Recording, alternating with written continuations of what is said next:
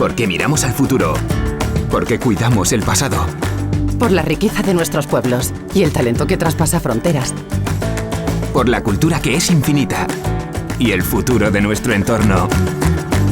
Porque educar es avanzar. Y avanzar es tener la mejor sanidad.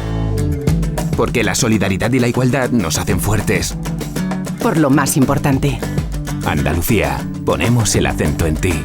Junta de Andalucía. Miguel Herrero e Hijos. Todo para el sector agroindustrial. Repuestos industriales y agrícolas. Todo tipo de latiguillos hidráulicos. Regadíos, transmisiones, baterías, tornillería y rodamientos. Profesionalidad y garantía en mecánica general. Aceites y lubricantes de primeras marcas. Especialistas en soldadura de aluminio, hierro, metal, estaño y plata. Desde 1963, marcando la diferencia.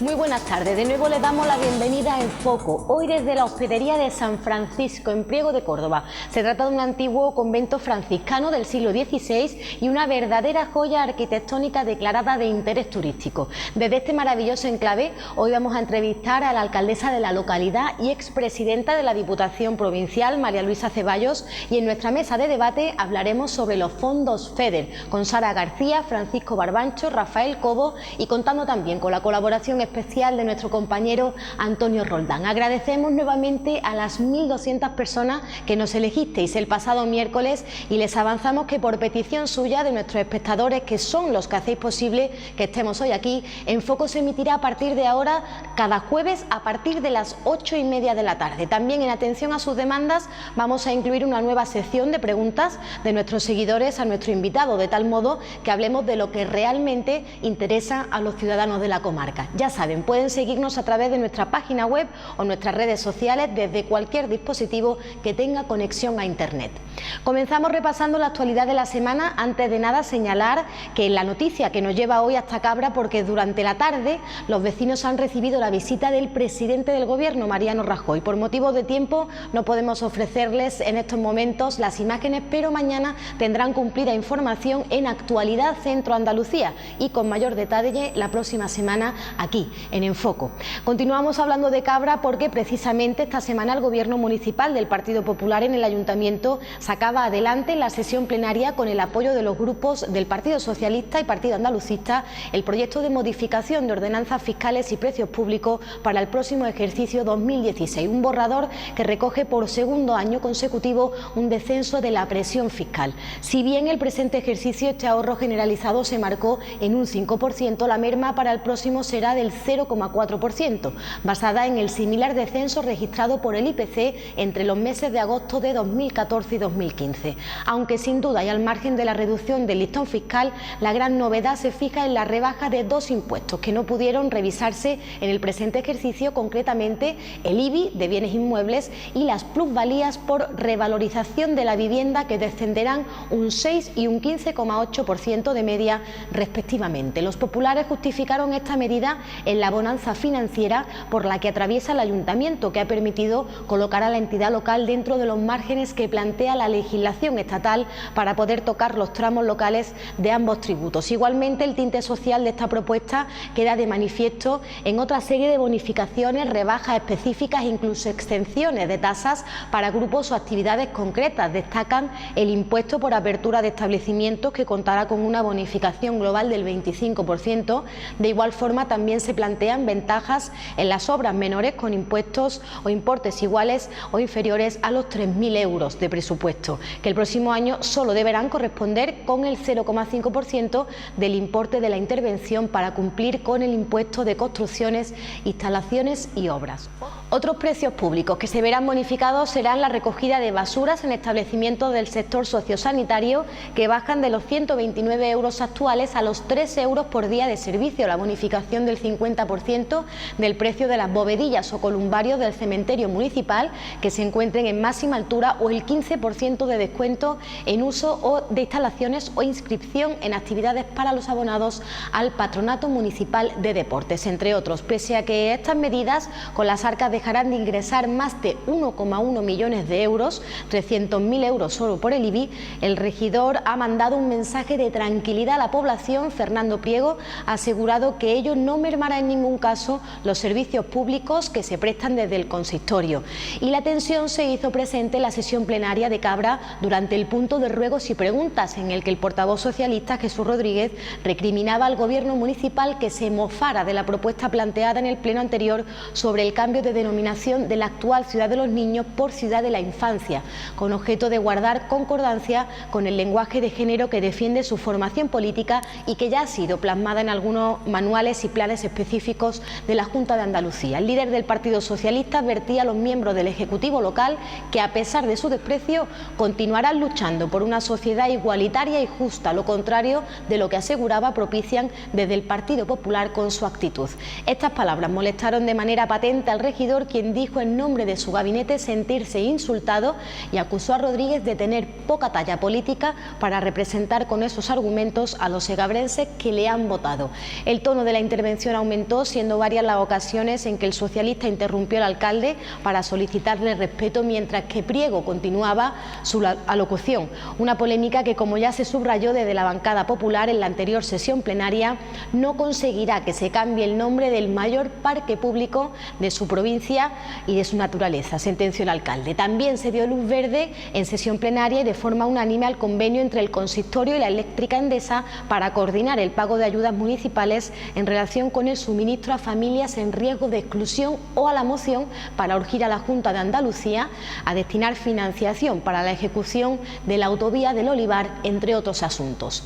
Y en Lucena también durante esta semana se ha celebrado sesión plenaria, donde el Grupo Municipal de Ciudadanos ha otorgado la llave al Partido Socialista, que gobierna en el consistorio en minoría, para aprobar la mayor parte de las propuestas de modificación que se presentaron sobre las ordenanzas municipales. En este sentido, tanto Izquierda Unida como Entre Todos Sí Se Puede Lucena y el Partido Popular votaron mayoritariamente en todas las propuestas del equipo socialista en contra. La portavoz de Ciudadanos, Purificación Joyera, manifestaba que adquirieron el compromiso de hacer una oposición responsable que les ha llevado a sentarse con el equipo de gobierno y con los técnicos para valorar todas las propuestas. Entienden que, pese a quien le pese, está en la casa de todos, el ayuntamiento, y que deben preocuparse por ella como si hubiesen ganado las elecciones. El portavoz de Entre Todos Sí Se Puede, Vicente Dalda, manifestaba su sorpresa, ya que el compromiso adquirido por Ciudadanos con los vecinos fue otro, en relación especialmente a la rebaja del impuesto sobre bienes inmuebles, que con el voto únicamente a favor de Ciudadanos no se llevará a cabo.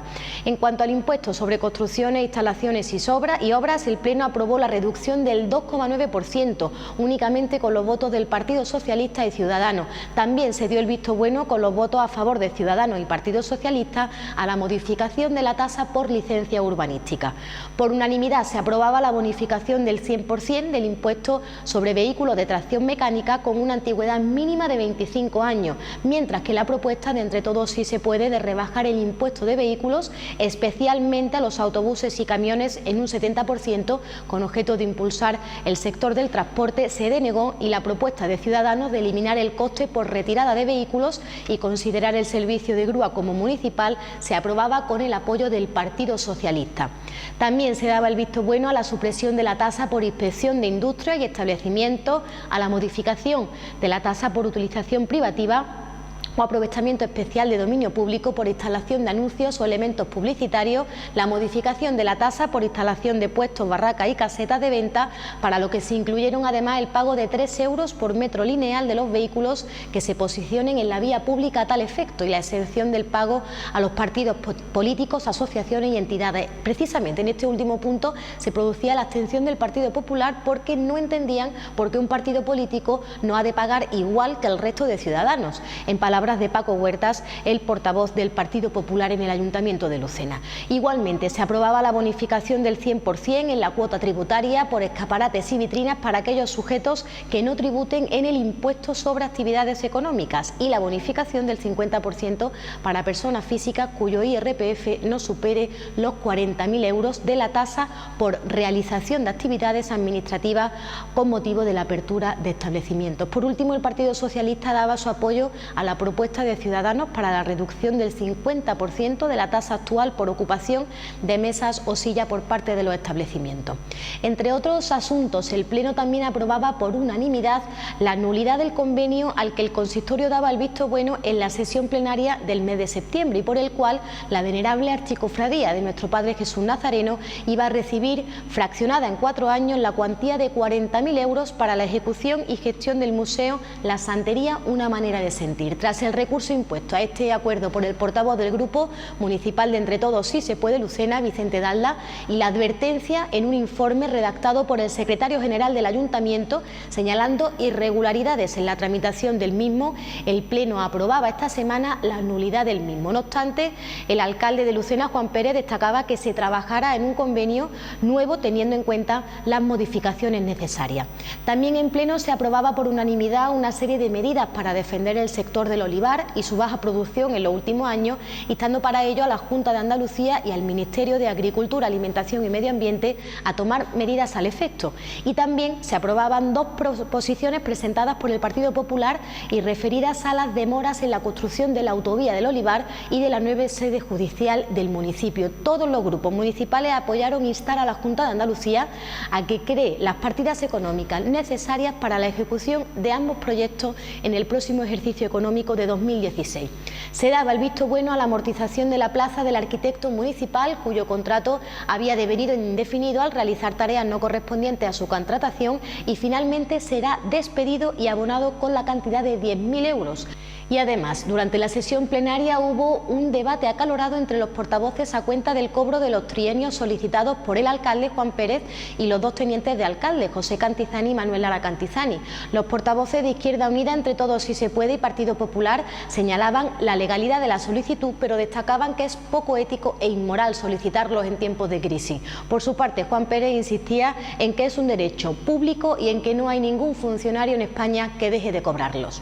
En Priego de Córdoba destacamos la celebración ayer de una nueva edición del Encuentro Trama, encuentro profesional de marketing turístico dedicado a las nuevas tecnologías y su aplicación al sector turístico, que en la mañana de hoy se clausuraba en el Auditorio Municipal de Lucena. Organizada por la Mancomunidad de la Subbética, esta cita ya consolidada dentro del sector ha vuelto a presentar numerosos atractivos, entre los que destacan la presencia de ponentes de la talla de Tirso Maldonado, Joan Vendrell, Joan Chollantada, José Carlos Pozo, Francisco Calleja. Además, este año como novedad se ha celebrado un Speed Networking en el Auditorio de Lucena, en el que más de medio centenar de empresas andaluzas han puesto en valor sus productos, conociendo además a clientes potenciales, socios o proveedores, y generando grupos de contactos del mismo entorno empresarial con los que intercambiar información. Culminamos nuestro repaso a la actualidad informativa de esta semana en la comarca hablando de Tierra Adentro. El recinto provincial de ferias y congresos de Jaén acogía durante el pasado fin de semana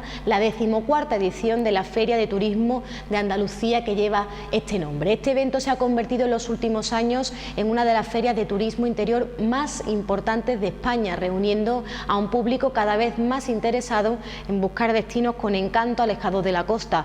Una de las novedades de esta edición ha sido la celebración de un festival gastronómico donde decenas de establecimientos venidos de todos los rincones de Andalucía se han reunido para dar a conocer los productos alimenticios propios propios de cada localidad. El turismo cultural ha vuelto a ser el plato fuerte de tierra adentro. Patronatos de cultura, ayuntamientos y museos, entre otras instituciones, han mostrado durante todo el fin de semana a los asistentes las costumbres y culturas propias de su tierra, promocionando así los monumentos, conjuntos arquitectónicos o sitios históricos propios en cada ciudad. Luque, Priego de Córdoba, Carcabuey, Almedinilla y Rute son algunas de las localidades que han participado en esta feria, mostrando a los miles de asistentes la riqueza cultural y monumental de toda la subbética cordobesa. Os dejamos a continuación con unos consejos publicitarios. A la vuelta, en nuestra mesa de enfoco, María Luisa Ceballos, alcaldesa de Priego.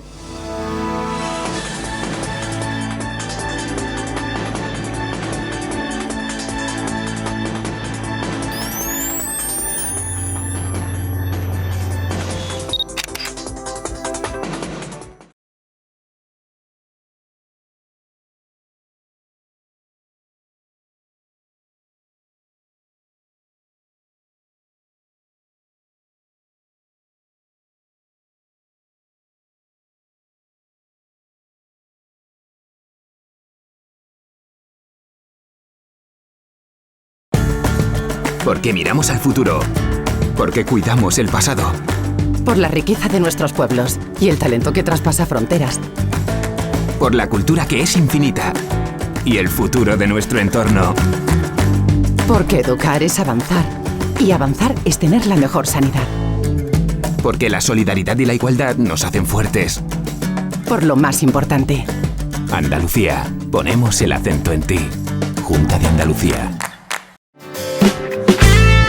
Miguel Herrero e Hijos. Todo para el sector agroindustrial.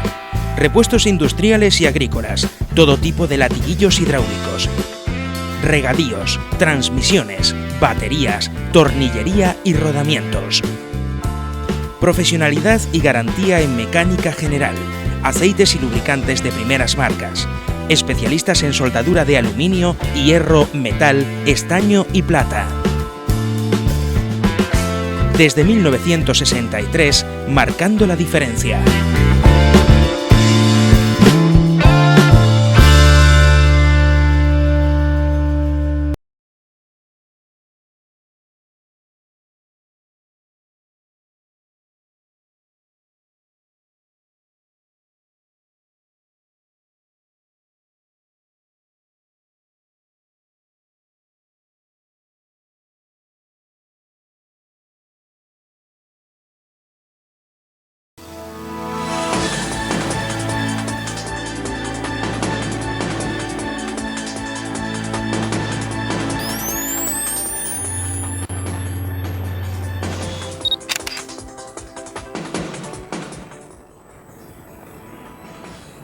Damos la bienvenida ya en Televisión Centro Andalucía, nuestro programa en foco, a María Luisa Ceballos, alcaldesa de Priego y bueno, anterior senadora parlamentaria andaluza, presidenta de la Diputación, numerosos cargos que le acompañan. Muchísimas gracias por aceptar nuestra invitación. Pues muchísimas gracias y bienvenido a nuestra ciudad.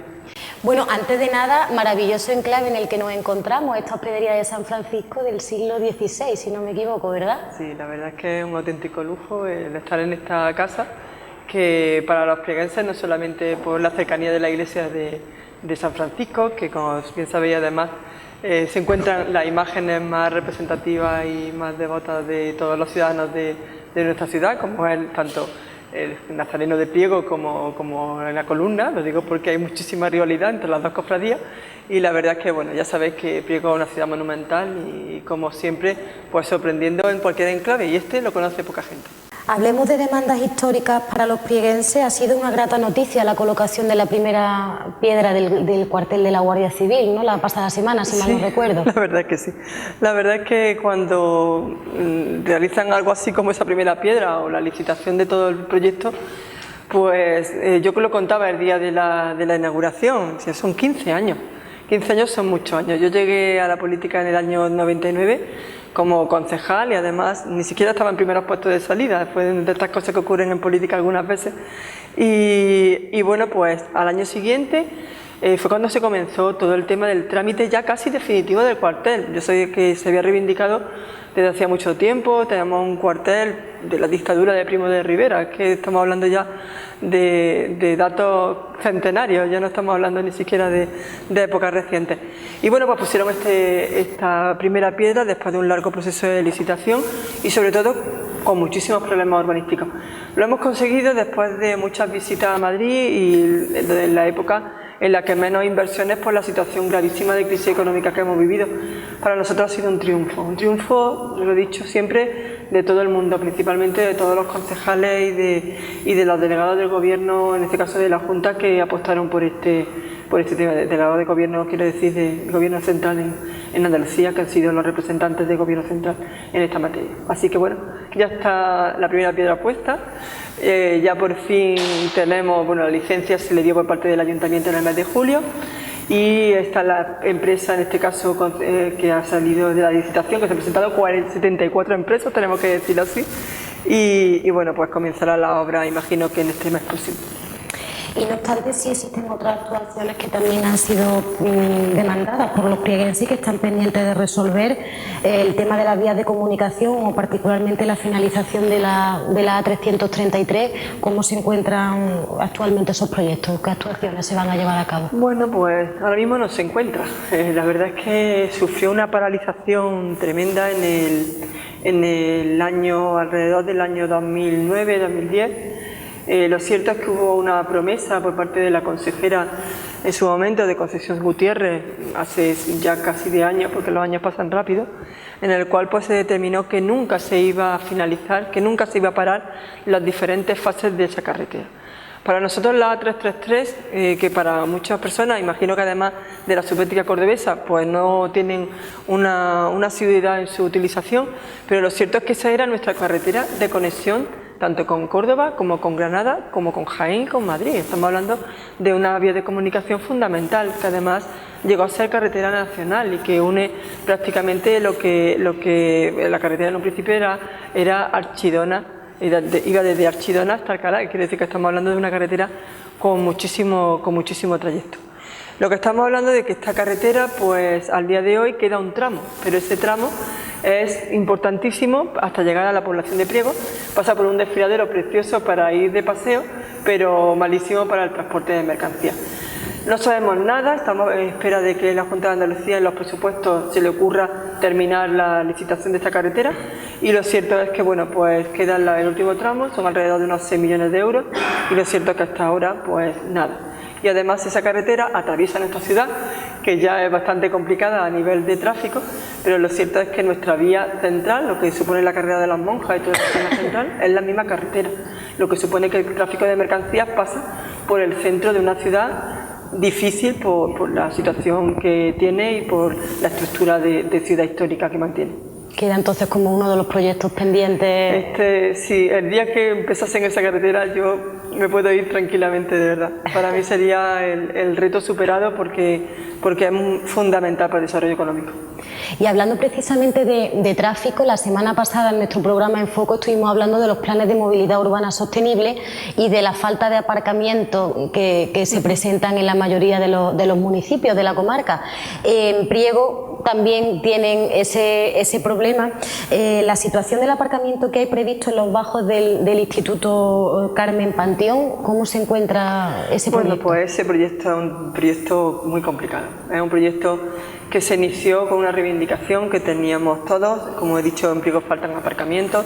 En este momento tenemos abierto un nuevo aparcamiento, pero que en realidad no da satisfacción a todos porque son pocas plazas. Necesitábamos un aparcamiento como este, que tenía cerca de 150 200 plazas de aparcamiento y que además se hizo en un desnivel de un edificio que era un colegio, o es un colegio, en este caso un instituto de secundaria, en el cual en ese desnivel pues, se tenía que utilizar para aparcamiento, se pretendía utilizar para aparcamiento. Cuando las cosas no se hacen bien, pues ocurren este tipo de circunstancias. Lo cierto es que el Ayuntamiento no realizó en la época del Gobierno socialista de hace 2 legislaturas, pues no realizó el convenio que tenía que realizar, en este caso Junta de Andalucía y Ayuntamiento de Priego, para la cesión de ese espacio. Lo que ha ocurrido es que al final se han encontrado con un edificio hecho, unos aparcamientos construidos, en este caso no están finalizados, pero sí el desnivel construido, y que no se pueden utilizar porque la Junta de Andalucía dice que está vinculado a lo que supone el colegio. Lo cierto es que llevamos 5 años luchando con esta situación. Tuvimos la última reunión hace mes y medio, voy a decir 54 días, porque yo tengo una concejala de urbanismo que en el día de ayer me mandó un mensaje y me dijo 54 días desde la última reunión con la delegada del Gobierno de Córdoba, en la que se nos decía exactamente que se tenía que pedir un informe, que estaban pendientes de que viniese un informe desde Patrimonio de la Junta de Andalucía. 54 días después estamos en la misma situación. Lo cierto es que yo creo que hay cosas que ya no dependen de las diferentes administraciones, creo que hay asuntos que se tienen que solucionar por el bien de los ciudadanos. Gobierne quien gobierne, pertenezcan al partido político que pertenezca, pero creo que hay ciertos temas que se encallan por problemas jurídicos o políticos y que al final pues perjudican a los comerciantes, a los hosteleros y a los ciudadanos en general. La remunicipalización de la empresa del agua sigue siendo un tema de candente actualidad. ¿Qué medidas plantea al respecto durante la actual legislatura el Partido Popular? Bueno, pues es verdad que es un tema muy difícil, es un tema complicado que en Priego pues está doliendo mucho a todo el mundo, especialmente, como decía, enlazo con la pregunta anterior, cuando las cosas no se hacen bien en un primer momento, jurídicamente hablando, aunque hoy en día no estemos hablando de política, pero al final terminan siendo problemas jurídicos, pues ocurre lo que ocurre. El tema de agua es un tema difícil. Por ejemplo, en otros municipios de la provincia de Córdoba tienen empresas de agua desde siempre, están acostumbrados a tener empresas de agua. En Priego no necesitamos, digamos, que el agua venga de otros lugares o que se ocupe en tuberías de Emproaxa, de la empresa de Diputación o Agua en Alta. Tenemos manantiales dentro de la propia población. Priego es un sitio muy difícil, también desde el punto de vista estructural. Tenemos que tener en cuenta que tenemos 21 núcleos de población, no solamente Priego, todas las aldeas, en los cuales pues hay depósitos de agua y las redes son difíciles de mantener. Cuando han llegado las empresas, en este caso la empresa que se ha ocupado, que ganó la licitación, pues yo algunas veces pienso que no era consciente de la realidad que teníamos. Y también que culturalmente el agua en Priego es algo como el barroco, es algo de los prieguenses. Y los prieguenses lo entendían como patrimonio suyo, como patrimonio de nuestro pueblo. Entonces no se entendió el tema de la licitación del agua. Al día de hoy, pues la gestión le corresponde a la empresa, a la parte privada de la empresa mixta. Y bueno, pues estamos trabajando primero en equilibrar la empresa porque hemos intentado entre todos que no subiese el recibo de agua durante los últimos años, lo que ha provocado y provoca en este momento déficit, unido a muchísimas cuestiones de la propia empresa, que no están claras y que para todos nosotros queremos que se aclaren mucho más de lo que están. Y entonces pues estamos en dos procesos, el primero de equilibrio de la empresa y el segundo de remunicipalización de la misma. Como natural, yo siempre lo digo, lo haremos desde la responsabilidad. Lo que no podemos es embarcarnos en una tarea que suponga millones de euros para los prieguenses y que las futuras corporaciones pues tengan que estar enganchadas en una situación de deuda que sea inasumible para el día a día del ejercicio de la política en nuestra ciudad. Así que bueno, lo que vamos a intentar es hacerlo, pero si es posible hacerlo bien. Y hablando del polígono industrial de La Vega, que pondrá en carga durante los próximos meses del próximo año 55.000 metros cuadrados, de los que 33.000 estarán dedicados a la parcela, ¿qué supondrá esto a nivel económico para todos los prieguenses? Bueno, pues este sí ha sido un tema que a nosotros nos ha dolido la cabeza, pero ha salido bien en este caso. El polígono de La Vega, lo cierto es que Priego, aunque parezca mentira decir esto, pues en los años de boom económico, Priego no ha tenido un metro de suelo industrial para construir.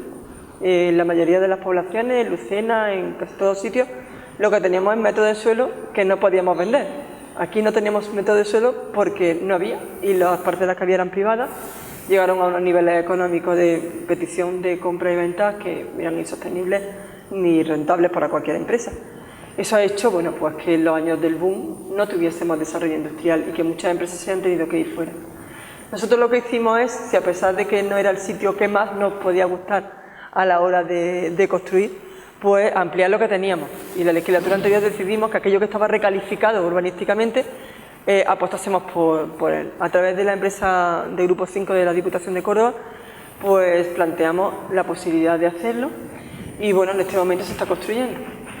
¿Cuál es el trabajo ahora mismo? En este momento se está urbanizando lo que es el polígono de La Vega. ¿Qué es lo que estamos haciendo? Vamos a intentar realizar una batería de ordenanzas fiscales, de impuestos, impositivas, para que a todo el mundo le sea rentable construir en el polígono de La Vega, y con el planteamiento que siempre tenemos, que es bajar los impuestos para crear empleo. Hablamos ahora de fondos FEDER, que es el tema que trataremos en este debate. Una de las intervenciones urbanísticas más importantes de la última década en Priego ha sido la actuación en el Recreo de Castilla, que con su llegada al gobierno tuvieron que retomar y acelerar los trámites, ya que en caso contrario se perdería la vida del lugar. ¿Está satisfecha de la actuación que se lleva a cabo en Enclave? Bueno, pues la verdad es que muy satisfecha de haber terminado el Recreo de Castilla.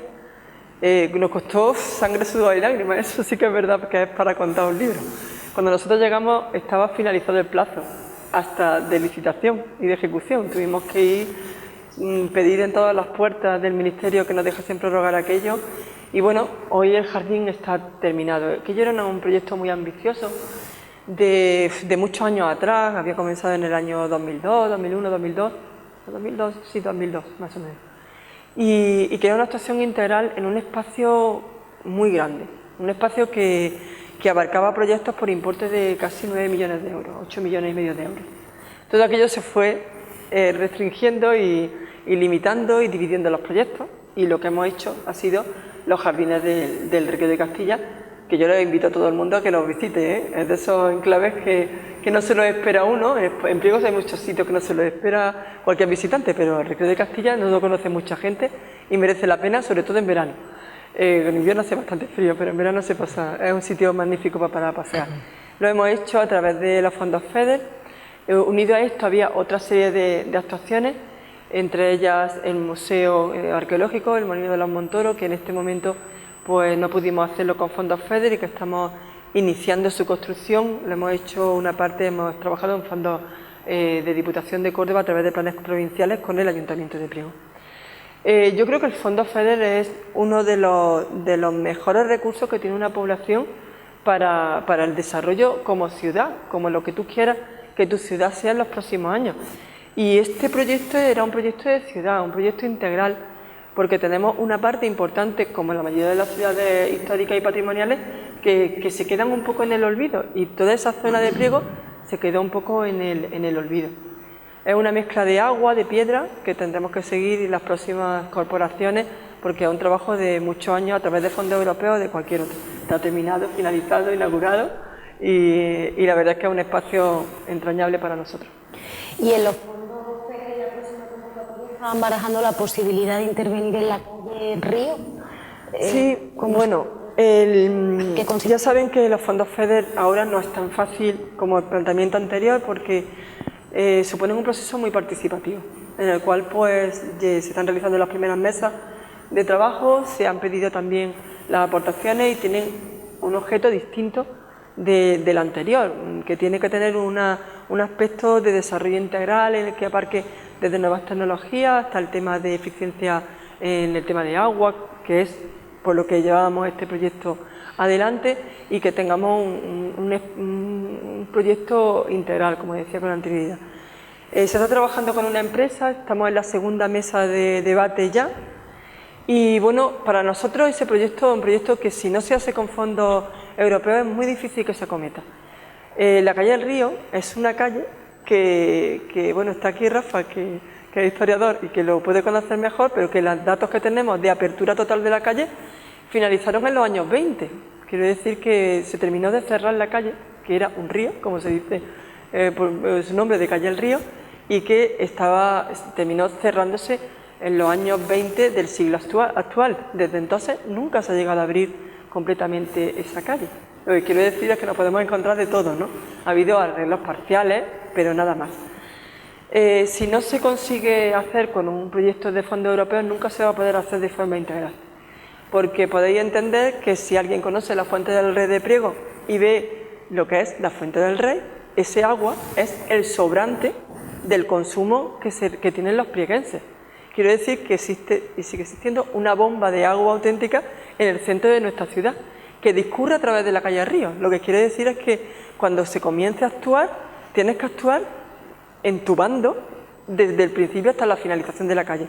Para nosotros es un proyecto bonito desde ese planteamiento que se tiene de aprovechamiento de aguas públicas y de regeneración urbana. Así que para nosotros ese proyecto es fundamental, pero hay muchos otros y están aportándose además proyectos importantes. También de tema de huertos, también de tema de eficiencia, de muchísimas cuestiones que la verdad es que para nosotros podemos estar pidiendo muchísimo tiempo porque necesitamos muchos recursos. Y avanzamos al inicio de nuestro programa y hoy nos va a una nueva sección con preguntas de nuestros espectadores. Hemos realizado una breve selección de lo que a lo largo de la semana nos han ido enviando hasta nuestra redacción, porque queríamos que sean los ciudadanos los que realmente pregunten también sus inquietudes. Rafael Calvo se ponía en contacto con nosotros para preguntarnos sobre juventud. Nos decía que bueno, el futuro de cualquier comunidad radica en la juventud, que cada vez, según su opinión, jóvenes que apuestan por una vida en Priego de Córdoba. La pregunta para María Luisa Ceballos: ¿tiene usted algún plan de trabajo juvenil para fomentar la empleabilidad de nuestro sector en Priego? Bueno, el tema del empleo juvenil es algo que nos está afectando a nivel nacional, no solamente en nuestra localidad. Por desgracia, la verdad es que en una población como la nuestra, en la cual más del 50%, no lo digo solo por Priego, lo digo a nivel nacional, pues de los jóvenes están desempleados, tenemos un gravísimo problema de futuro. Yo creo que ese es uno de los temas que tenemos que poner encima de la mesa todas las administraciones. Las administraciones locales tenemos muy pocas competencias en materia de empleo, hacemos lo que podemos dentro de nuestras propias competencias. Como es natural, siempre que hacemos cualquier tipo de plan de empleo, tienen una parte importante de los jóvenes.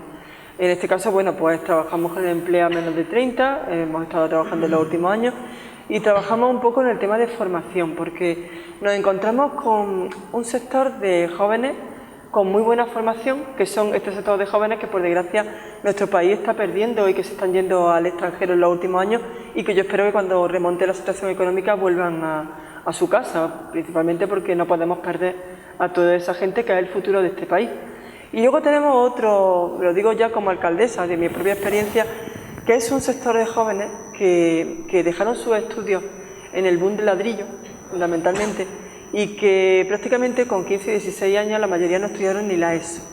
Esas personas, pues muchas de ellas llevan más de 6, 7 años en desempleo, y lo cierto es que necesitan una reconversión, necesitan cambiar sus expectativas de futuro, porque son gente muy joven que necesitan otro tipo de actividad. Hoy mismo hemos comenzado un curso de patronaje. ¿Por qué hemos hecho un curso de patronaje? Porque Priego, como bien sabéis, ha tenido una gran industria de la confección y del textil, y en los últimos años nos están pidiendo de nuevo esas empresas de textil personas con formación en patronaje. En ese tema, para nosotros es fundamental que esos jóvenes puedan reciclarse en este tipo de actividades. Hace unos días comenzamos otro curso que era el tema de tarjetas de la construcción y de certificado de construcción, además de prevención de riesgos. ¿Por qué hacemos ese curso? Porque cuando están viniendo empresas ya no nos piden el albañil, que puede saber más que nadie, pero que necesita tener una serie de acreditaciones. Estamos intentando sobre todo formar a la gente, de forma que les facilite la incorporación al mercado laboral. También hemos puesto en marcha algo que para nosotros era un reto, que era intensificar todo lo que suponía el área de desarrollo del Ayuntamiento de Priego. Y además de esto, pues como bien sabéis, vamos a abrir dentro de nada ya todo lo que supone el Centro de Iniciativas Empresariales, para que en toda la parte superior se dedique a nuevas empresas de base tecnológica, de gente joven que quieran emprender, y como es natural, todos esos locales, pues igual que los que hemos abierto en otros sitios, a precios muy baratos, incluso inferiores a 100 euros, de forma que puedan iniciarse en actividades. Para nosotros la verdad es que, como bien decía, la juventud es nuestro reto. Yo le digo a Rafa que espero de verdad que en los próximos años consigamos elevar el nivel de empleo de los jóvenes, y sobre todo que aquellos que se han tenido que ir fuera pues encuentren un sitio. Yo creo que eso no parte nada más que por parte del emprendimiento, y el emprendimiento nosotros lo que tenemos es que facilitar que la gente emprenda en las mejores condiciones posibles. Y Manuel Osuna nos hablaba del cuartel de la Guardia Civil.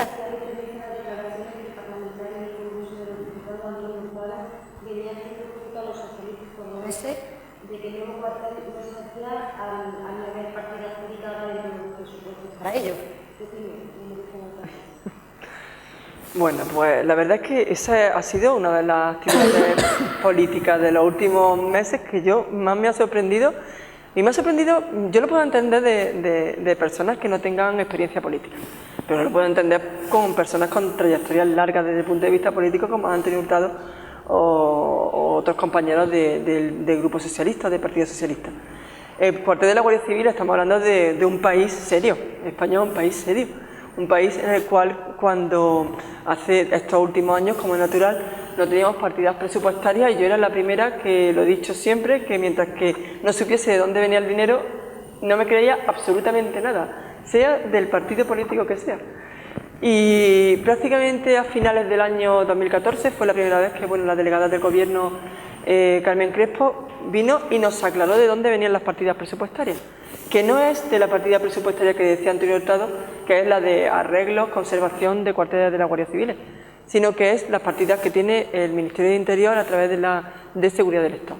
De ahí venían las partidas, nos plantearon que no tuviésemos ningún tipo de problema, se le aclaró a la misma Dirección General de la Guardia Civil, porque tampoco tenían partida presupuestaria, y fundamentalmente además el ministro de España fue el que dijo que el cuartel de la Guardia Civil se iba a hacer en nuestra ciudad durante el año 2015. Yo le decía a los compañeros que ningún ministro se le ocurre decir esto si no es una realidad, y menos algo de esa entidad. Lo cierto es que salió el proceso de licitación, más sorpresa todavía.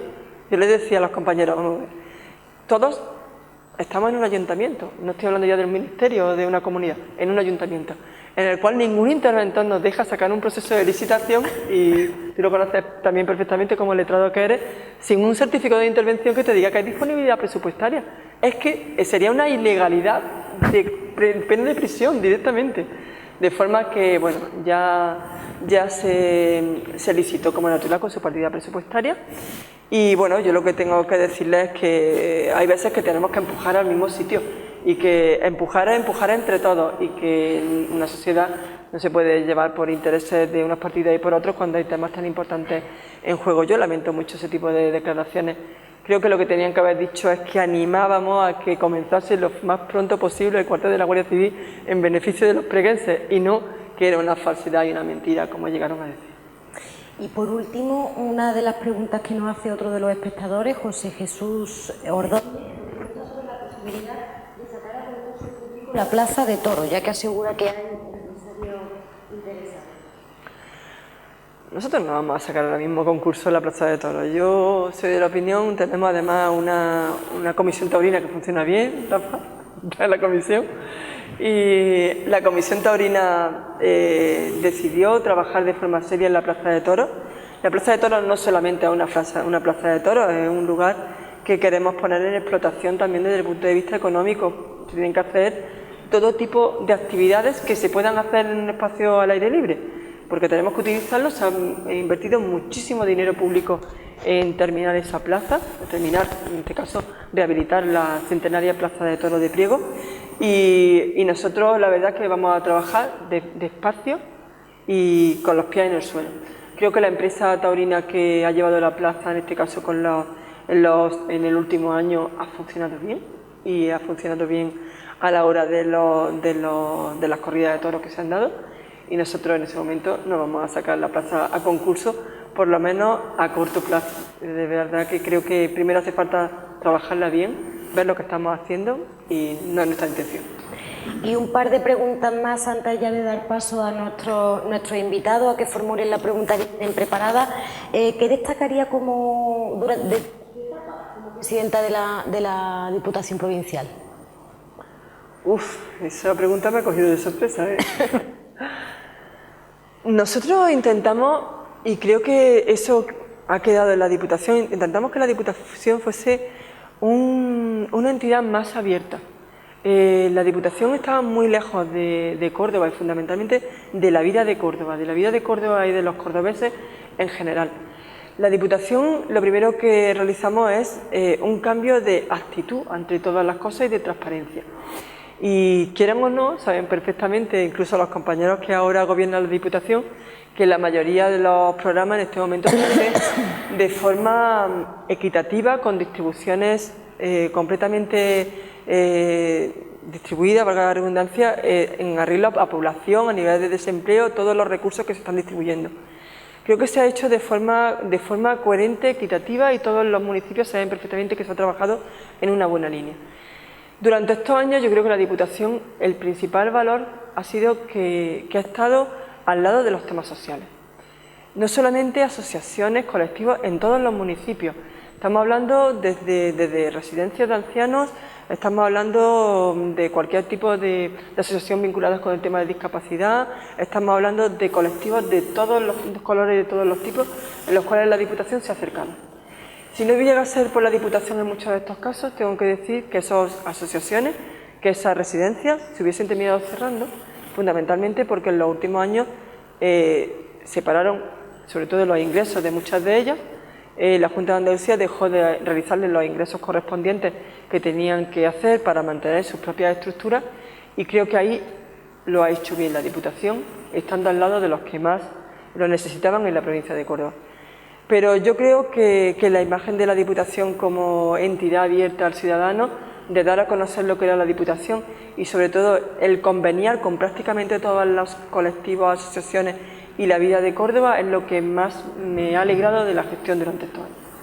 Y por último, María Luisa, antes de dar paso a los compañeros, la pasada semana preguntábamos a Fernando Priego, su compañero de partido, el alcalde de Cabra, si dejaría la alcaldía para ostentar algún cargo a nivel nacional. María Luisa Ceballos dejaría la alcaldía. No, yo vengo de vuelta en este caso.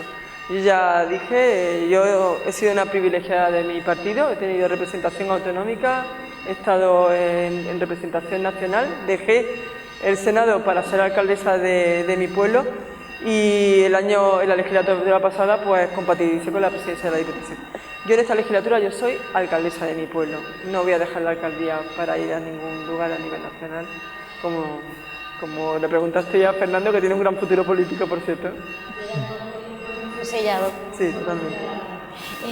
Saludamos a nuestro restante de Julio, Francisco Barbacho, abogado, Rafael, periodista, y nuestro compañero de Televisión Centro Andalucía, Antonio Roldán, periodista también.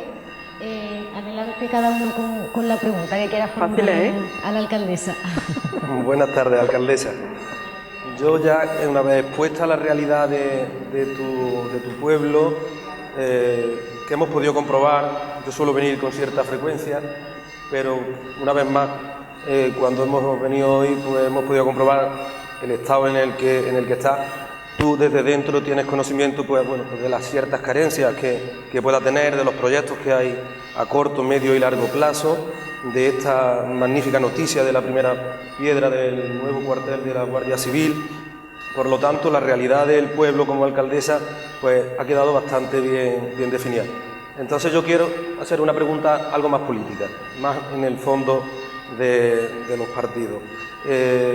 Dada la situación del Partido Popular en las anteriores elecciones municipales, en el momento tan complejo, dado pues la envergadura de las medidas que ha tenido que adoptar el Gobierno de España y que inevitablemente pues, ha influido en gran medida en la decisión de los votos de los ciudadanos, reflejándose en las urnas, en los ayuntamientos, y dados los resultados que tuvieron lugar, dos preguntas. Una, ¿cuál es el secreto de crecer, no solo ganar, sino crecer en votos, casi rozando una mayoría amplia, por un lado?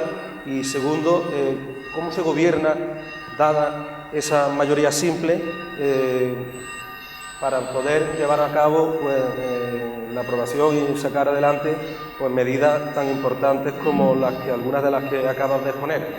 ¿Es la política con mayúsculas del cuerpo a cuerpo? ¿Es la división de la oposición? Bueno, lo primero, yo creo que no hay secreto. Yo creo que uno tiene que pensar dónde se encuentra. Yo me encuentro en un pueblo, en una población que además es Priego es bastante reivindicativa, no creáis que es un pueblo fácil de gobernar desde el punto de vista de tranquilidad absoluta. La verdad es que la gente de Priego de Córdoba es un pueblo reivindicativo, lo cual pues me gusta, también tiene su puntito eso de estar siempre en el filo de la navaja, ¿no? Y además sabéis, como he dicho antes, son 21 aldeas y diseminadas, lo que complica un poco más la cosa. Yo cuando estaba en Diputación decía, esto es casi igual que mi pueblo, solo que estos son 75 y en mi pueblo son 20 y tantos, pero la verdad es que es parecido. Yo creo que la única respuesta a este tema es trabajar desde la cercanía del ciudadano, no poner barreras, que el ayuntamiento sea un sitio abierto, como antes hablaba también un poco de la Diputación, aunque es diferente, y sobre todo estar en la calle. Yo creo que los concejales tienen que estar en la calle, el alcalde tiene que estar en la calle y en cualquier problema o cualquier situación no puede esconderse detrás de las puertas del despacho. Tú tienes que salir siempre a lo bueno y a lo malo.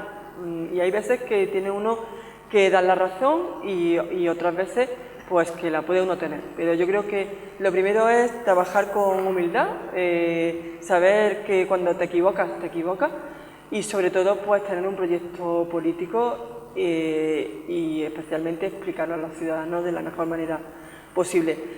Se gobierna en minoría, yo he gobernado en minoría en la legislatura anterior en una situación económica caótica y gobierno en minoría en esta legislatura.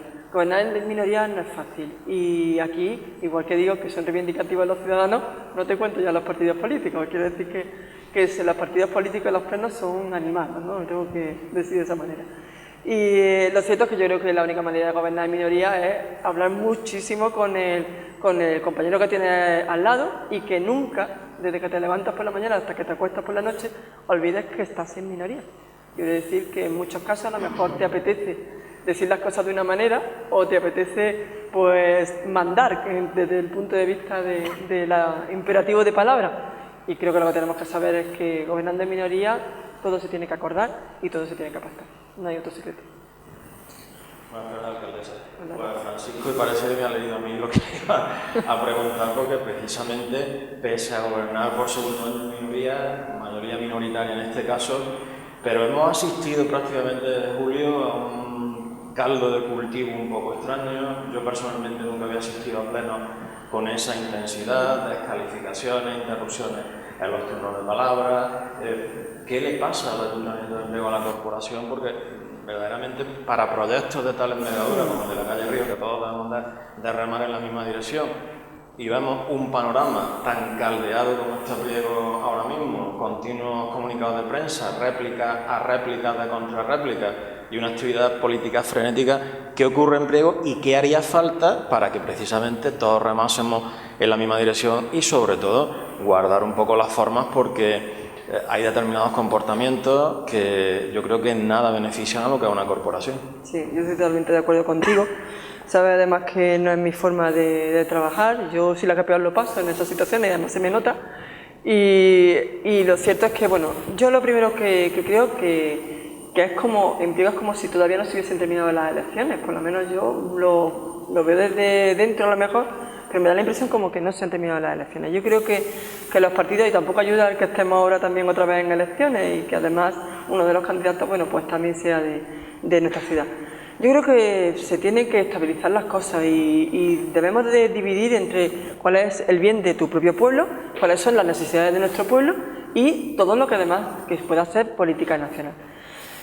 Yo no desfallezco en intentar solucionar todo esto. El otro día presentamos el reglamento porque nunca se había necesitado, pero ahora se necesita, sobre todo porque se están interrumpiendo entre compañeros y no estoy hablando ni siquiera de mi propio grupo político. Pero cuando yo tengo que dirigir el pleno, tienen que respetarse tanto unos grupos contra otros y entre los mismos grupos de la oposición, que también tienen altercados entre ellos. Así que bueno, vamos a poner en marcha el reglamento para intentar llevarlo a efecto. Yo creo que se pueden calmar las aguas, yo lo voy a intentar, sobre todo voy a intentarlo a nivel individual con cada uno y a nivel colectivo entre todos.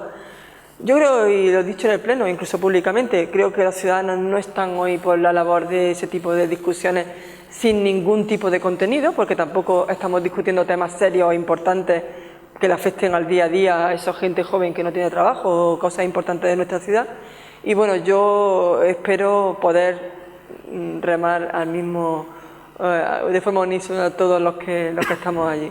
La verdad es que yo sé que son épocas difíciles, sé que seguimos estando en elecciones y sé que todo está muy calentito, pero bueno, seguiremos intentándolo.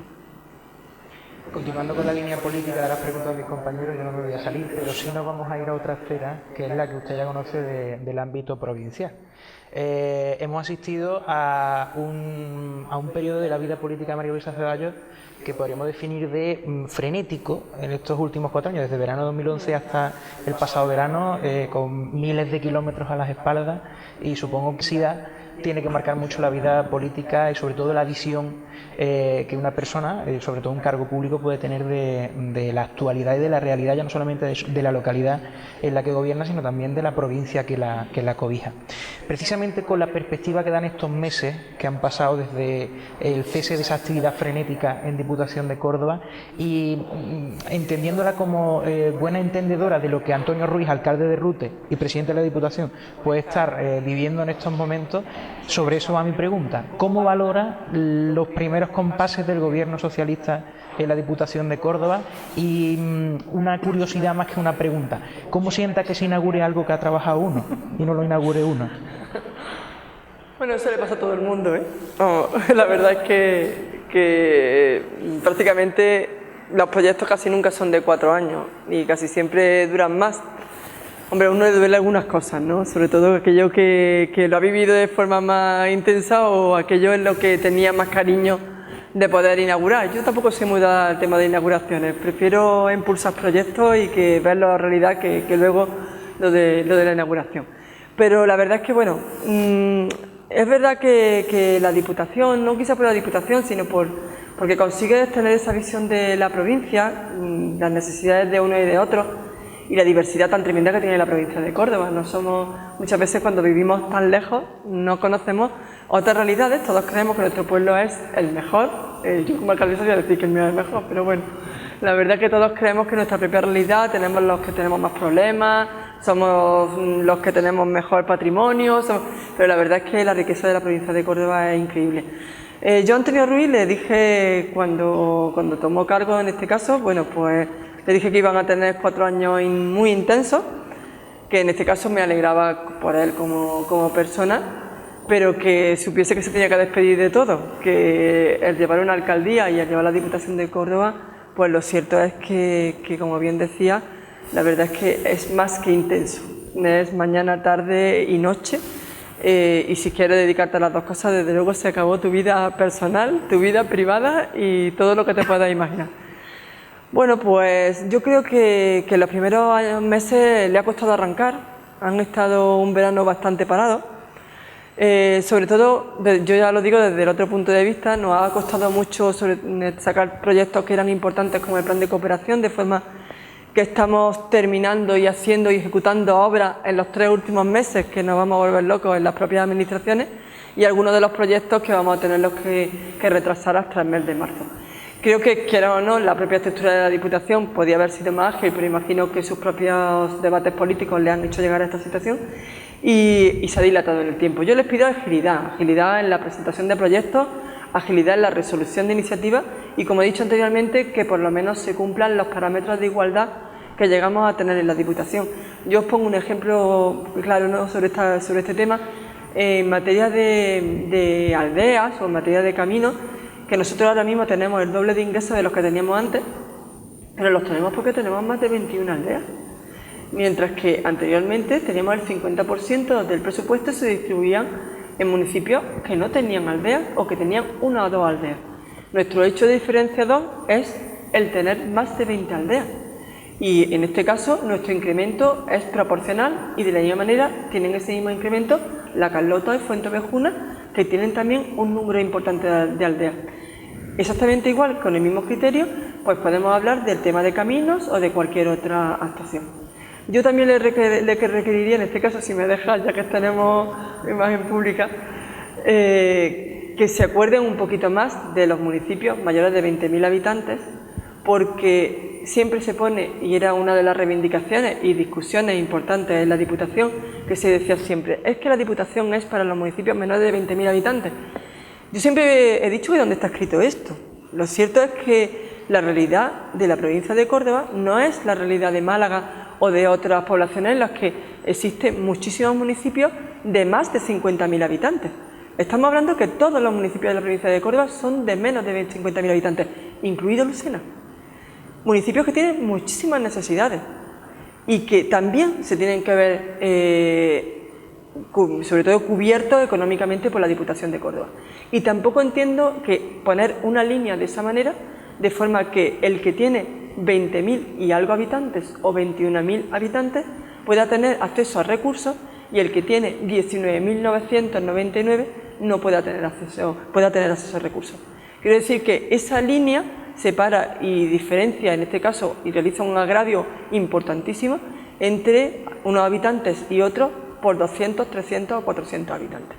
Yo creo que el planteamiento de Córdoba debe ser diferente, se debería de tener otro tipo de parámetros. Ahora mismo ha salido una ayuda de rehabilitación de edificios municipales que estamos todos con unas necesidades tremendas en todos los municipios y son todos para menores de 20.000 habitantes.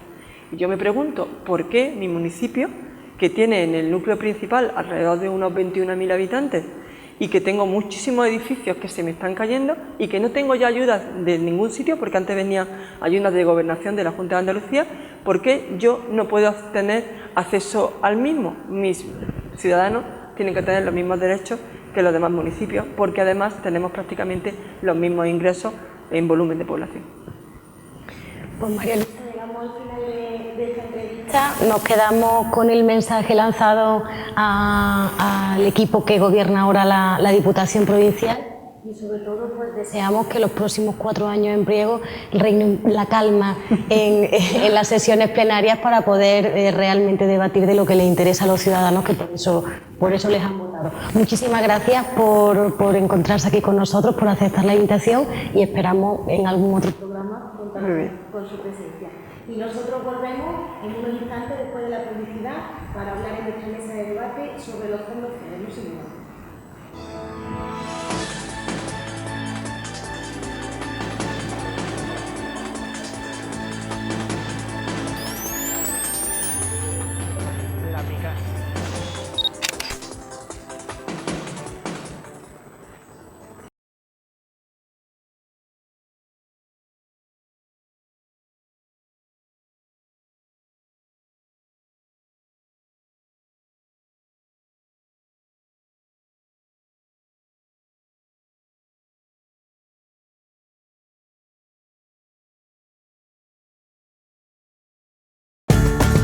Porque miramos al futuro. Porque cuidamos el pasado. Por la riqueza de nuestros pueblos y el talento que traspasa fronteras. Por la cultura que es infinita. Y el futuro de nuestro entorno. Porque educar es avanzar. Y avanzar es tener la mejor sanidad. Porque la solidaridad y la igualdad nos hacen fuertes. Por lo más importante. Andalucía. Ponemos el acento en ti. Junta de Andalucía. Miguel Herrero e Hijos. Todo para el sector agroindustrial. Repuestos industriales y agrícolas. Todo tipo de latiguillos hidráulicos. Regadíos, transmisiones, baterías, tornillería y rodamientos. Profesionalidad y garantía en mecánica general. Aceites y lubricantes de primeras marcas. Especialistas en soldadura de aluminio, hierro, metal, estaño y plata. Desde 1963, marcando la diferencia.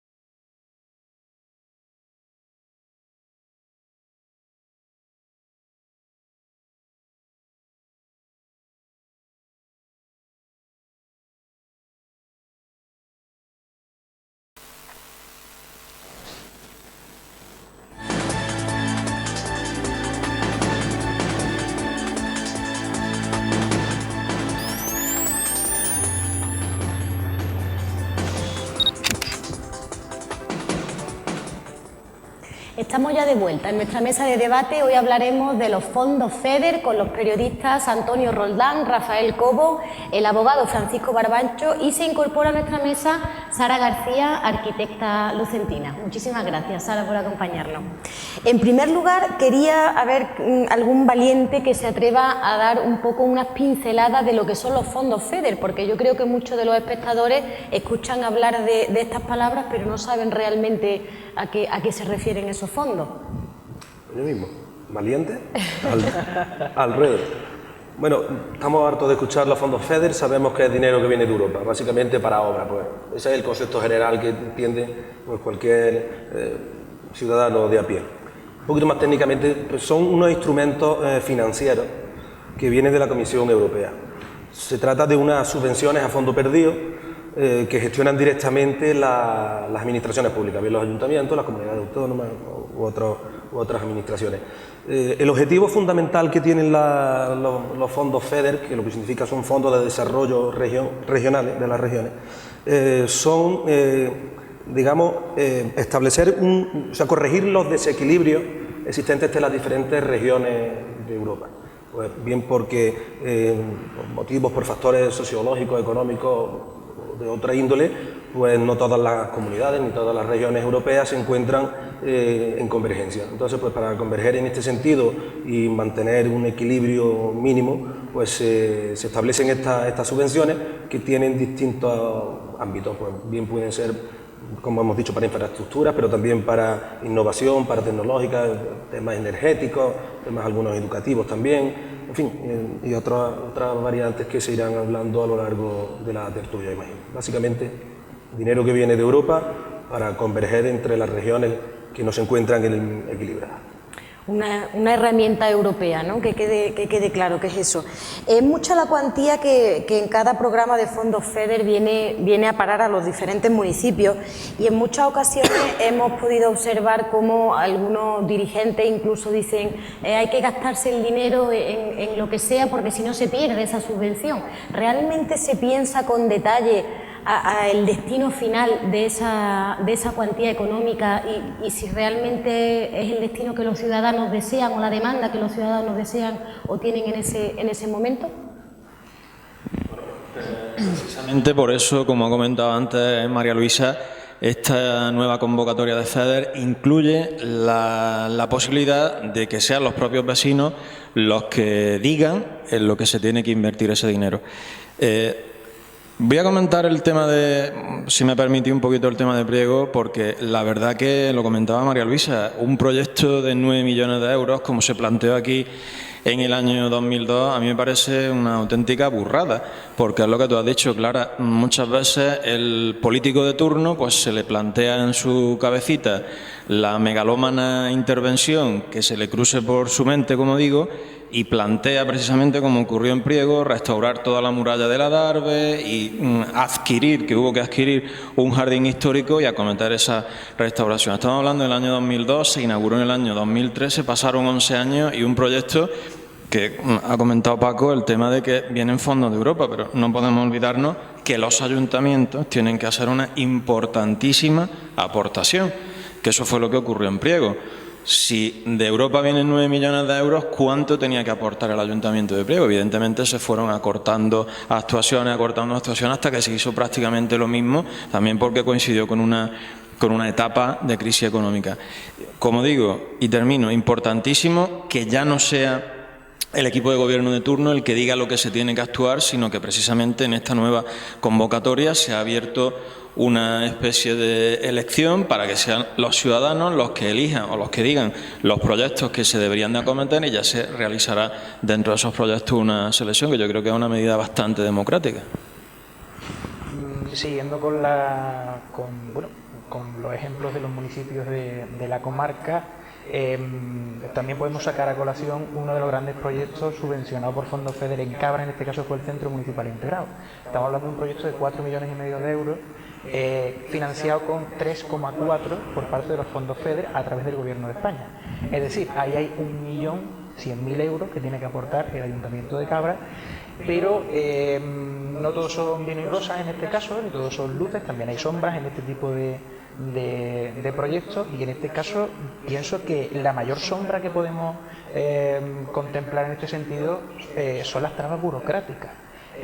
Sara ahora seguramente me corregirá, pero nos consta a nosotros que nos toca estar al otro lado de las cámaras y tomando nota y dando información a todo el mundo. Nos tragamos constantemente muchísimas noticias relacionadas con este tipo de líneas de trabajo que están dentro de los planes de cohesión de la Unión Europea.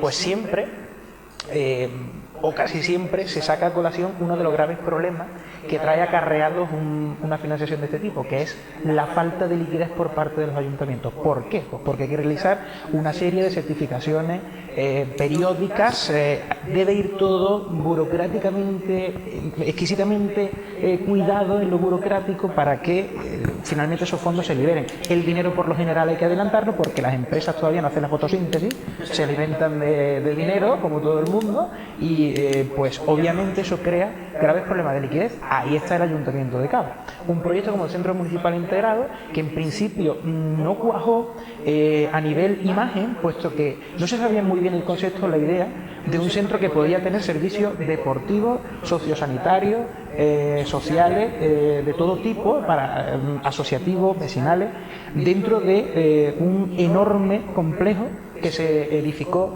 en los antiguos viveros municipales, en la barriada Virgen de la Sierra, y que cuando ha llegado la hora de ver la luz, pues es verdad que ha cobrado sentido, pero de una manera muy progresiva, puesto que no había dinero ni había financiación para poder echarlo a andar al completo. Se inauguró en el año, hace escasamente 2-3 años se inauguró, y además con un grave problema, y es que solamente se pudieron prestar los servicios que dependían del ayuntamiento y que se podían colocar allí, porque el ayuntamiento se encontró con una barbaridad de metros cuadrados y de instalaciones sin equipar, pero vacías.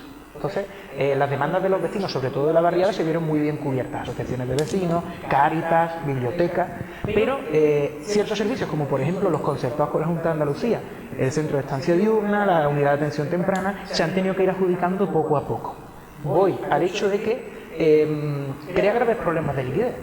El Ayuntamiento de Cabra, en los últimos años del mandato de Olivia Toro, alcaldesa socialista, en el 2011, se vio con un grave problema, y es que acabó la legislatura y se vio con un agujero de casi 6 millones de euros de déficit en las arcas. 6 millones que iban a venir, que estaban consignados, pero no llegaron. Cosa que luego, pues también políticamente se ha utilizado por el hecho de que, bueno, cuando entró la nueva legislatura, Fernando Priego, en el año 2011, pues es cierto que las certificaciones, pues como el tiempo manda, pues fueron llegando, incluso se ha utilizado como arma política. Es decir, que si no se toman este tipo de ayudas desde un punto de vista, pues totalmente, digamos, paradigmático, y se toman puramente, también incluso pueden dar pie a disputas políticas y incluso a malas interpretaciones que a lo mejor no son del todo ciertas. El hecho es que los fondos FEDER tienen, como bien decía María Luisa Ceballos anteriormente, es uno de los mayores recursos que puede tener una ciudad para su desarrollo, es cierto, pero creo que en lo negativo podemos ponerle un punto ya: el hecho de la burocracia y de los problemas que esa burocracia europea puede crear en las arcas municipales. Ese punto además que es compartido por todos, yo creo que en todos lados. Tú has mencionado el centro integrado de Cabra, en Lucena hay también infinidad de casos. Es indudable que en los años que no ha habido inversión, porque no ha habido dinero y porque, en fin, la situación económica ha sido la que ha sido, esto ha sido un reguero de dinero que todos los ayuntamientos lo recibían con los brazos abiertos. Problema uno, liquidez. El Ayuntamiento de Lucena ha tenido unos problemas extraordinarios de liquidez por eso mismo que tú has dicho ahora mismo.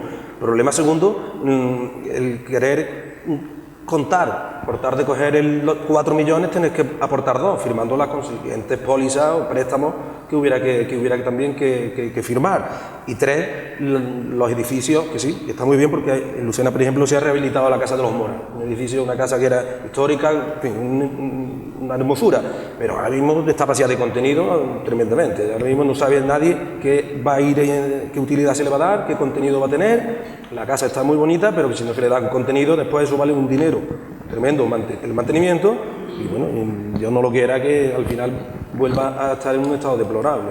Sí, bueno, esa ahora no volverá a corregir, pero eso también hay que mantenerlo. Si la dejamos hablar, lo mismo nos corrige. Si la dejamos hablar, porque llevamos aquí un rato. Si la dejamos hablar, lo mismo.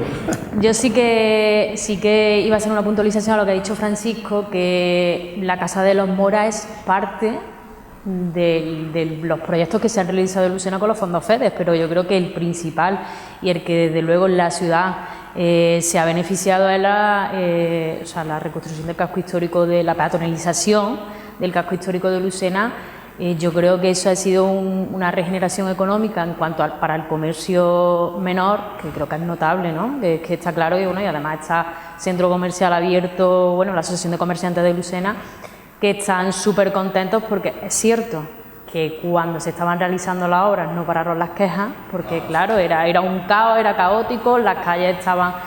E incluso sí que es cierto que, bueno, pues... para el desarrollo de las obras no se tuvo en cuenta una planificación debido a que, claro, el dinero hay que gastarlo y hay que realizar todas las obras ya. Entonces había veces que eran inaccesibles, decíamos, bueno, si se pone una persona enferma, bueno, ¿cómo entra la ambulancia? O mismo si se incendia un edificio, ¿cómo entran los bomberos? Eso se tuvo que llevar a cabo así la ejecución porque los fondos se perdían si no era de este modo.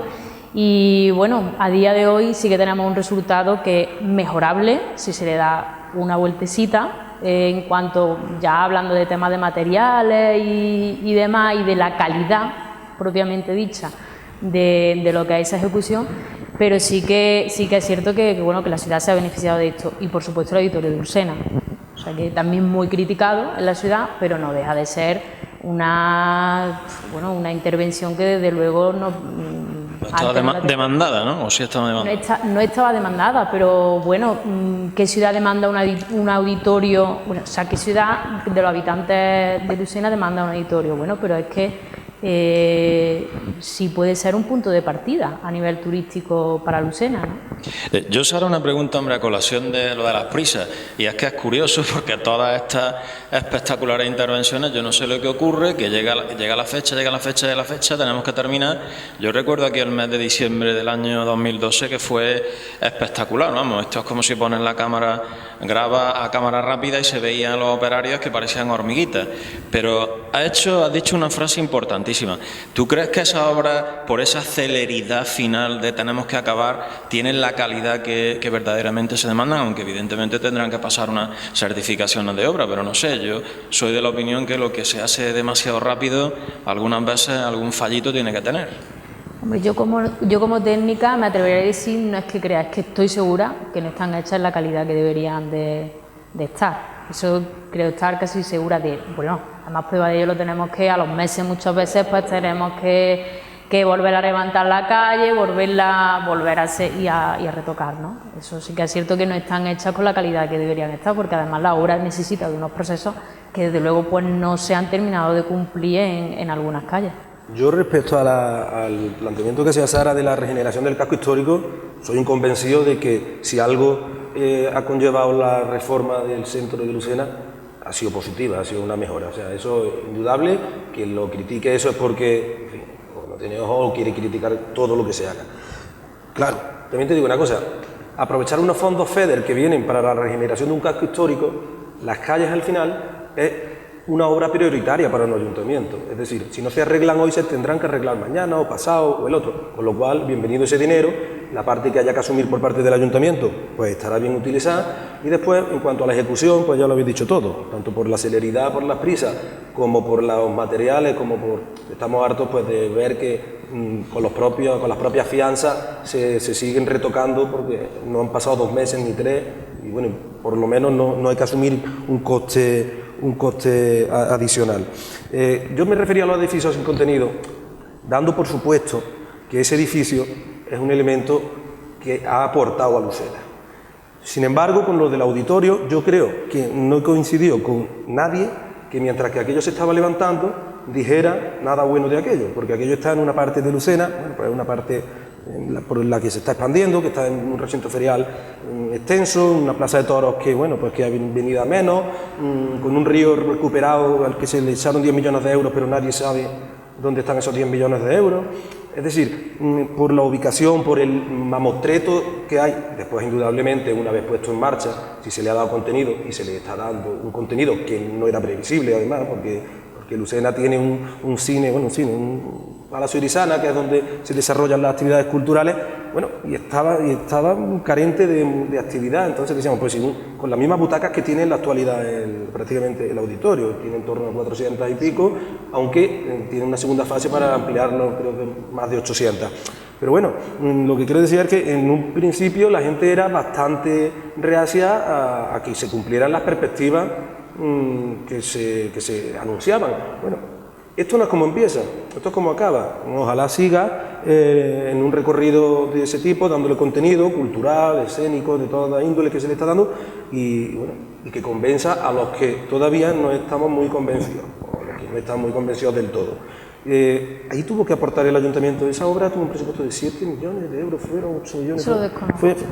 Y volvemos a las cantidades tan descomunales. Precisamente la pregunta que lanzo también es, ¿hay ayuntamientos que realmente tienen la posibilidad de endeudarse para realizar ese tipo de construcciones que luego tampoco son las demandadas por los ciudadanos? Porque bueno, apuntaba Francisco el tema de las calles, eso al final pues bueno, son rehabilitaciones que tienen que hacerse en todos los municipios más tarde o más temprano, pero ayuntamientos de menor calado que se endeuden en 2, 3, 4 millones de euros para hacer una obra porque si no se pierde el dinero, ¿no? Como decíamos antes. Yo personalmente creo que es una auténtica locura. Además, voy a retomar lo que ha dicho Paco con el tema de que el auditorio de Lucena, yo creo, y voy a poner la mano en el fuego, que tuvo que ser un proyecto político. Muy poca gente, si se hace la convocatoria que hay ahora, a lo mejor no hubiéramos llevado una sorpresa, hubieran dicho, mira que a Lucena le hace falta un auditorio, pero imprescindiblemente, entonces el ayuntamiento hubiera dicho, venga, vamos a comentar. O pongo como ejemplo lo que ocurrió en Priego. El Recreo de Castilla, un jardín histórico, propiedad privada que tuvo que adquirir el ayuntamiento, pues tiene el grave problema de que no tiene contenido. Yo creo que se hubiera hecho una consulta ciudadana. ¿En qué quiere usted invertir 3 millones de euros en los próximos años? Seguramente los residentes en Priego hubieran planteado otros proyectos mucho más necesarios, como por ejemplo el polígono industrial que ahora va a entrar en funcionamiento. Por eso, son proyectos que tienen un pequeño matiz, evidentemente político, hasta este año, y luego, a la pregunta que ha hecho Clara, lo ha comentado antes Antonio, el tema de las certificaciones es muy delicado. La empresa adjudicataria de la obra, las fases se dividen, y ahora nos puede hablar Sara de lo que es un faseo de una actuación. Cuando la empresa termina la cimentación, se certifica, tiene que cobrar, y Europa, hasta que no reciba la certificación, no viene ni un duro, que es lo que ha dicho Antonio. Y en el caso del Ayuntamiento de Priego, aquí hubo que hacer auténticos malabares, sobre todo en la época en la que se acometió la obra, y yo creo que tiene que estar el Ayuntamiento muy bollante y que le sobre mucho dinero para acometer una actuación de estas características, cuando saben que por lo menos durante 2 o 3 años van a estar con el agua al cuello, en estas actuaciones en concreto. Y después que los ayuntamientos estén cumpliendo la ley de estabilidad presupuestaria y el gobierno le permita firmar una póliza, porque la que no esté... En el caso de Priego, imposible. Priego está en el límite de los límites, o sea que el caso de Priego era materialmente imposible, por lo tanto la situación era súper compleja y delicada. Pero es que esa es la balanza que deben tomar por lo menos la ciudadanía y cuanto menos las autoridades. Es decir, sabemos que hay que hacer una apuesta para que luego tengamos un beneficio, porque nadie tiene una bola de cristal, eso está claro. Si en 2007 le damos a los habitantes de Cabra un papel para que pongan en qué se quieren invertir 4,5 millones de euros, te aseguro que nadie hubiera dicho un centro municipal integrado, no por nada, sino por el hecho de que nadie sabía que Narices era un centro municipal integrado. Puesto en marcha, ya nos hemos dado cuenta de lo que es, y oiga, hacía falta, y es un edificio al que se le está sacando un partido tremendo, en una zona de la localidad que es la barriada más populosa, en la que había una carencia de servicios tremenda, y que además le está dando una vida junto con el Parque Europa y toda la zona de urbanización que hay junto a la Vía Verde, que además está sirviendo de nexo de unión entre la vía y la ciudad. Oiga, pues esa balanza ha caído muy bien, pero ojo, ha habido mucho sangre, sudor y lágrimas, sobre todo por falta de dinero, porque hemos tenido empresarios cobrando a 18 meses, hemos tenido casi 6 millones de euros de roncha, de agujeros, por el hecho de que nos metamos en la cabeza que meternos en unos fondos FEDER o tenemos pulmón financiero o nos metemos en un problema. Y como decía Francisco Jesús, o tenemos posibilidad dentro de la ley de estabilidad presupuestaria de pedir alguna póliza o de agarrarnos a cualquier tipo de ayuda que venga. Sin embargo, ahora hago la lectura contraria. En Cabra el saldo es positivo, es decir, la balanza es positiva, porque es un edificio que poco a poco, también es verdad que en los problemas que se tuvieron en la legislatura socialista, se han heredado también en la legislatura popular, por el hecho de que ahora, si Loli Villatoro se encontró con esa falta de liquidez cuando salió, Fernando se la encontró, pero además es que hubiera tenido Loli, si hubiera seguido los mismos problemas que tiene ahora Fernando. El hecho de tener que ponerlo en uso, tener que equiparlo, tener que estar luchando para el concierto de la Junta de Andalucía para las plazas de la unidad de estancia diurna, en definitiva, son problemas que los hubiera tenido cualquier alcalde, siglas aparte. Pero en la lectura contraria, y a lo mejor es un tema que a lo mejor podemos llegar a debatir, me encanta la pulcritud que exige Europa para el tema de ayudas, cosa que se echa mucho de menos en cualquier tipo de planes de todo tipo, ya sean a nivel estatal o a nivel autonómico, incluso provincial. Porque España ya sabemos de qué es el país. Yo te digo, y sabemos de qué es la pulcritud de Europa. Te iba a decir una cosa. Hay dos maneras de perder los fondos FEDER. Una, si no lo asumes porque no ves el proyecto, porque no tienes capacidad de afrontar el porcentaje que te toca. Y dos, lo que está pasando en la Junta de Andalucía, con los fondos Jeremy, que Europa ve que ni los fondos han ido donde debían de haber ido, ni se han justificado las actuaciones que se supone que se iban a cometer. Claro, estamos hablando que en septiembre de 2015, por esto la UDEF determina que 235 millones de euros, de los cuales 165 provenientes de Europa de fondos FEDER, no se sabe a dónde han ido a parar. Bueno, este es el último escándalo de la Junta, no estamos acostumbrados. 10 millones de euros, por ejemplo, fueron a una empresa que se llama Bogaris, que sorprendentemente pues, era en la que, para la que prestaba su servicio Iván Chávez, con su apellido ya podéis suponer quién es, el hijo del expresidente. Otros tantos, no sé, 62 millones de euros a 17 empresas que no cumplían los requisitos, que estaban vinculados a directivos de Invercaria, de agencias de IDEA. Es decir, esto que dices tú, la pulcritud, bendita pulcritud, la que exige Europa, porque por lo menos si ahora se les reclama los 260 y tantos millones o los que sean, por no haber ido precisamente a donde deberían de haber ido, bendita pulcritud, que ya hubiéramos querido, como tú has dicho, en la Junta o en el Estado o en cualquier lado, ese control. Y más en un país que ha intentado combatir la crisis a base de planes.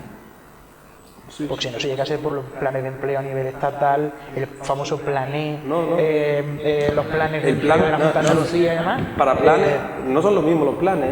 El plan PIB ha funcionado, el plan E no funcionó. Bien, pero me refiero que en un país que ha querido salir de la crisis a base de planes, yo he hecho en falta esa pulcritud. Pero que Antonio, que pese a esa pulcritud, algún aeropuerto que otro se le coló a Europa. Por supuesto. Y se ha financiado con este tipo, para un poquito el símil de nuestras localidades, de cosas o megaproyectos que no sirven, entre comillas, o que la ciudadanía no demanda, y que se han financiado con este tipo de dinero, importantísimo, evidentemente, para otras localidades, pero que ya te digo que algún que otro aeropuerto se ha colado por ahí y ahí está. Pero bueno, eso sí que queda ya, lo que estamos hablando yo creo que está casi corregido, ¿no? Con el instrumento del plan estratégico para llegar a los fondos FEDER, si mal no tengo entendido. No sé si es el único instrumento para poderlo adquirir, pero cada municipio necesita desarrollar un plan estratégico, y con esto creo que se da respuesta a dos cosas de las que acabamos de plantear. Una, a la transparencia en cuanto a los fondos, porque Europa te dice, vale, vosotros queréis este dinero, pero ¿para qué? Y Lucena, por ejemplo, hablo de Lucena porque es lo que más cerca tengo, ha conseguido los fondos FEDER por un plan estratégico que se hizo en su momento, en el que se amparaba el auditorio de Lucena, entre otros más proyectos, la Casa de los Moras, la regeneración del casco histórico, y ahora ya estamos por un segundo plan estratégico que tiene otro tipo de objetivos, que es la generación de empleo. ¿Y por qué en el primer plan estratégico esto no lo amparaba Lucena? Porque nuestro problema no era el empleo, si teníamos un montón de industria y de empresas que generaban muchísimo empleo. Ahora sí tenemos ese problema, y el plan estratégico va a estar basado en ello. Con respecto a lo que decía Clara, de si realmente le preguntásemos a los ciudadanos para qué queremos ese dinero, pues yo he estado participando en este segundo plan estratégico de Lucena y me llevé un gran sinsabor, y era que la gente al final no participa, y sobre todo somos destructivos, no constructivos. Yo trabajé junto con Inma Suárez en un equipo de trabajo que estaba basado en la innovación social y en la creatividad. Para ello, cada una pues teníamos que contactar con 15 personas y en total éramos unos 30, hicimos una dinámica de grupo en la que se le daba la opción como ciudadano de para qué quieres que se emplee el dinero que se va a conseguir de Europa en los próximos años. Y la verdad es que era como cada uno tiraba para lo suyo, el que era pintor quería una escuela de pintura, el que era... y decía, bueno, y solamente quejarse, vale, todos sabemos los problemas que existen en la ciudad, pero estamos aquí para construir. Entonces, finalmente este plan estratégico, todas las propuestas se aprueban en un foro ciudadano en el auditorio de Lucena, al que asistimos de los 40 y tantos mil habitantes que tiene Lucena, 200 personas. Y dijimos, bueno, hay un problema de comunicación que podría estar dentro también de las soluciones que plantea el plan estratégico, pero no, ya que difusión, yo creo que al final cada uno se entera de lo que quiere, ¿no? Porque más difusión que hubo por redes sociales, por todo, y era una hora además fuera de horario laboral, ¿no? Y no asistió apenas nadie, ¿no? Y estamos hablando del futuro de nuestra ciudad, que el ayuntamiento realiza un plan estratégico que no va a ser, bueno, evidentemente se aprobó en pleno políticamente, pero sí que le están dando la oportunidad a todos los ciudadanos y hubo súper poca, vamos, a mi parecer, la percepción que tuve era de que al final pues nos quejamos, pero no somos constructivos. Eso es cierto, pero dar las gracias que no fueron 2.000, porque si hubieran ido 2.000, allí que solo caben 400, pues se hubieran quedado en la calle. O no, porque como las butacas son reclinables, pues entonces... Sí, y si encima está la plaza de toros al lado, y las 5 ferias allí caben la mitad de la ciudad, eso sí es claro. No, eso sí que tengo que corregirte, que el aforo aumenta cuando como tenemos que las butacas se reclinan, pues entonces... No, sí, moderno es... Ahora digo yo, cuando se rompa una butaca retráctil, a ver lo que cuesta arreglar la butaca. Bueno, al margen, yo una preguntita. Yo no sé en vuestras localidades, y también Sara... las adjudicaciones de obra han sido, entre comillas, problemáticas porque, claro, una cantidad tan importante de obras siempre se demandaba por parte del ayuntamiento, hombre, que un poquito de esa mano de obra quedase en la localidad. Aquí hubo una intensísima polémica a raíz de esa adjudicación porque la empresa adjudicataria llegó a un acuerdo, al final fue muy poquita la gente que trabajó de aquí, creo que los materiales también fueron de aquí, yo no sé en vuestras localidades qué ocurrió al respecto, porque eso, Sara, sí que se involucró mucho y sí que caló mucho en la localidad, que ese dinero no quedase por lo menos en unas cuantas empresas y en el empleo. No sé, en Lucena, cómo han sido las adjudicaciones para llevar a cabo todas las obras que se han llevado a cabo. De todo vídeo. Hombre, Lucena ha sido bajo licitación, yo creo, no me atrevería a decir el 100% de la obra, pero yo creo que el 80 al 90% lo han realizado empresas de Lucena. Bueno, el 80 al 90 no lo sé. Hombre, yo estoy de acuerdo, ha sido un porcentaje importante. También había empresas de fuera, de Antequera, bueno. Pero sí no es menos cierto que si siempre... Esto que vende muy bien. El decir en los plenos, señor alcalde, que adjudique la obra a las empresas de Lucena y que sean trabajadores de Lucena. Pues no lo permite la ley. Sí, la ley es una licitación, un procedimiento abierto y que se presente quien pueda y después, pues, en función de los criterios técnicos y económicos, pues se valorará en la mesa de contratación lo que tenga que valorarse. Digo que vende muy bien porque no es la primera vez que yo en un pleno he escuchado por qué en vez de hacer esta calle de un tirón la partimos en 4, es decir, el delito por antonomasia de la prevaricación o del cohecho de lo que sea en cada caso. Tú no puedes fraccionar una calle en 4 para podérsela dar por un negociado, por invitación a quien quiera, ¿no? O por adjudicación directa, que ya es del todo. Claro, cuando no exceda de una cantidad determinada, pues puedes adjudicarla directamente, bien por un procedimiento negociado, en el que tú invitas a 3 o 4 empresas mínimo, y después, bueno, pues ahí sí puedes invitar a 3 o 4 de Lucena y ya está. Pero después hay verdaderas calles que se han llevado 900.000 euros y 1 millón de euros, la calle San Pedro Augusto, o sea, como se hizo en 2 tramos al final.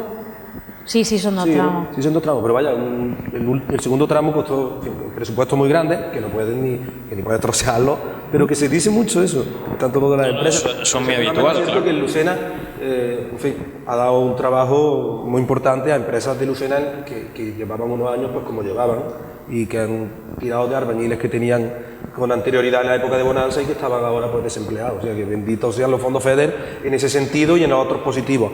También hay que decir, porque ya que dices tú que los ciudadanos por regla general somos destructores, y es verdad, por dar otro matiz negativo de los fondos FEDER, por ser un poquito más destroyer, ¿no?